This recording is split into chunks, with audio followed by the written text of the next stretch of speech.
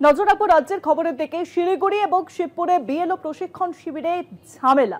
Enumeration form digitise করার 15-20 মিনিটে সময় লাগছে। অভিযোগ, ভুল তথ্য আপলোড করতে বাধ্য হচ্ছেন বিএলওরা। তথ্য সংশোধন করার দাবি জানিয়েছে বিএলও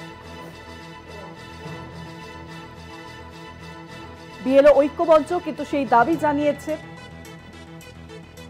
শিলিগুড়ি ও শিবপুরে বিএলও প্রশিক্ষণ শিবিরে এবার ঝামেলা। এনুমারেশন ফর্ম ডিজিটাইজ করতে 15 থেকে 20 মিনিট সময় লাগছে এবং সেই অভিযোগেই কিন্তু তোলা হচ্ছে বিএলওদের তরফে, এবং ভুল তথ্য আপলোড করতে তার জেরে বাধ্য হচ্ছেন বিএলওরা।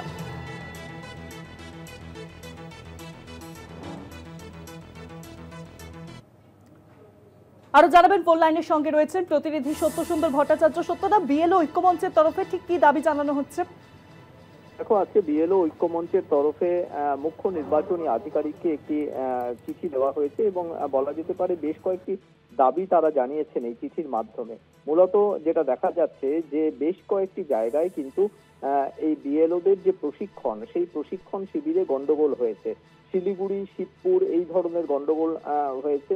শুধু তাই নয়, তারা যে দাবিগুলো জানিয়েছেন তার মধ্যে হচ্ছে যে এই যে সার্ভারে আপলোড করতে হচ্ছে বিভিন্ন ভোটারদের যে তথ্য, অর্থাৎ ডিজিটাইজ করতে হচ্ছে, সেটা কিন্তু যথেষ্ট সময় সাপেক্ষ ব্যাপার। কেননা এক একটি এনুমারেশন ফর্ম সেটা ডিজিটাইজ করতে অন্তত 15 থেকে 20 মিনিট সময় লাগছে। ফলে সেই জায়গায় দাঁড়িয়ে তাদেরকে কিন্তু এই ডিজিটাইজ করাটা তাদের কাছে যথেষ্ট সময় সাপেক্ষ ব্যাপার হয়ে উঠছে। এই কারণে যাতে আইটি অর্থাৎ তথ্য প্রযুক্তি বিভিন্ন সংস্থার সঙ্গে কথা বলে এই বিষয়টা সুরাহা করা যায়, তার দাবি তারা জানিয়েছেন। তার পাশাপাশি একটি গুরুতর অভিযোগ তারা করছেন যে শুধুমাত্র শহর কলকাতা নয়, জেলারও বেশ কয়েকটি জায়গায় 24 পরগনা, হাওড়া, হুগলি, মালদা, মুর্শিদাবাদ এই সমস্ত জায়গায় রাজনৈতিক চাপের শিকার হচ্ছেন বিএলওরা এবং সেখানে তাদেরকে ভুল তথ্য আপলোড করতে বাধ্য করা হচ্ছে বিএলওদেরকে।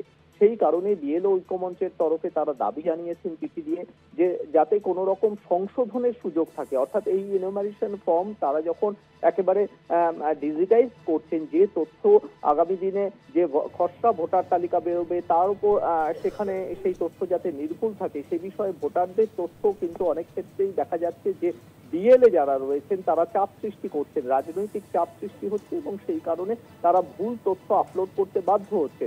সেক্ষেত্রে পরবর্তী সময়ে তারা যদি সেটা এডিট করতে পারেন বা সংশোধন করার অপশন থাকে তাহলে তাদের পক্ষে অনেক সুবিধা হয়, এমনটাই কিন্তু তারা দাবি জানিয়েছেন। ফলে সব মিলিয়ে প্রায় 7 দফা দাবি জানিয়ে আজকে রাজ্যের মুখ্য নির্বাচনী আধিকারিককে চিঠি দিয়েছেন বিএলও ঐক্যমঞ্চের প্রতিনিধিরা।